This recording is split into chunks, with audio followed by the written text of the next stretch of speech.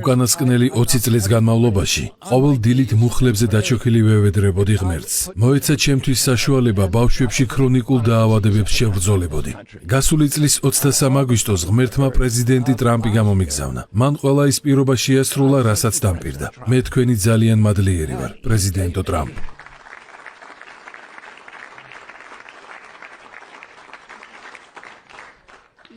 უამრავი ადამიანი მეუბნებოდა, რომ მისი ნდობა არ შეიძლებოდა.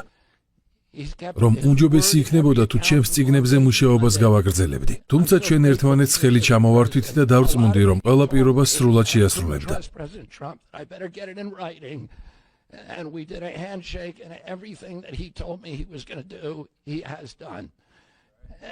მე მისი მადლიერი ვარ და როგორც მრავალჯერ აღვნიშნე, ახლაც მჯერა, რომ პრეზიდენტი ტრამპი ისტორიული მნიშვნელობის ფიგურა იქნება მსოფლიო პოლიტიკაში. თქვენ ამ ქვეყანას გარდაქმნით. ახლა, როცა ყველა მანიშნებელი ცხადყოფს, რომ დემოკრატიას ძირი აქვს გამომპალი, როცა თვალს ვადევნებთ თუ როგორ ძლიერდება სამხედრო ინდუსტრიული კომპლექსი, როცა ვუყურებდით, როგორ მიერეკებოდა ჩვენი ქვეყანა ტოტალიტარიანიზმისკენ და როგორ ვრცელდებოდა ბავშვებში ქრონიკული დაავადებები, პრეზიდენტი ტრამპი ამ ქვეყანას აუცილებლად აღადგენს. როგორც ამბობენ, ჯანმრთელ ადამიანს ათასობით ოცნება აქვს, დასნეულებულ ადამიანს კი მხოლოდ ერთი. ჩვენი მოსახლეობის 60%-ს მხოლოდ ერთი ოცნება აქვს. მათი ოცნება უკეთ გახდნენ. პრეზიდენტი ტრამპი ხალხს დაჰპირდა, რომ ჩვენ ძლიერიერი გავხდებით. თუმცა ეს შეუძლებელი იქნება თუ დასნეულებული მოქალაქეები გვეყოლებიან.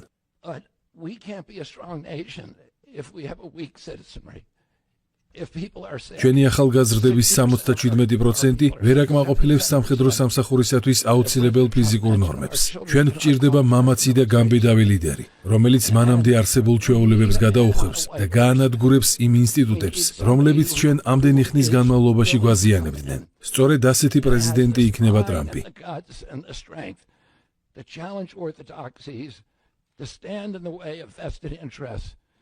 And to break institutions that have turned against our democracy. President Trump has shown again and again that he is that hero. ბოლო დროს აქტიური განხილვის საგანი გახდა USAID-ის დახურვის თემა. მე პრეზიდენტ ტრამპს დავუკავშირდი და მადლობა გადაუხადე მისი დახურვისთვის. თავის დროზე ეს ორგანიზაცია ბიზნესმა დააარსა 1961 წელს წმინდად ჰუმანიტარული მიზნებისთვის, რათა მოწყვლად და ღარიბ ადამიანებს დავხმარებოდით მთელი მსოფლიოს მასშტაბით.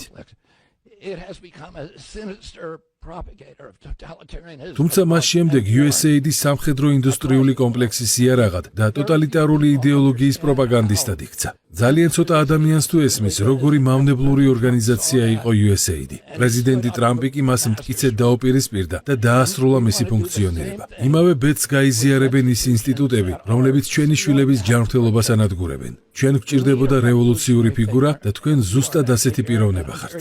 თქვენი ყოველთვის მადლიერი ვიქნები, რომ ეს შესაძლებლობა მომიცით.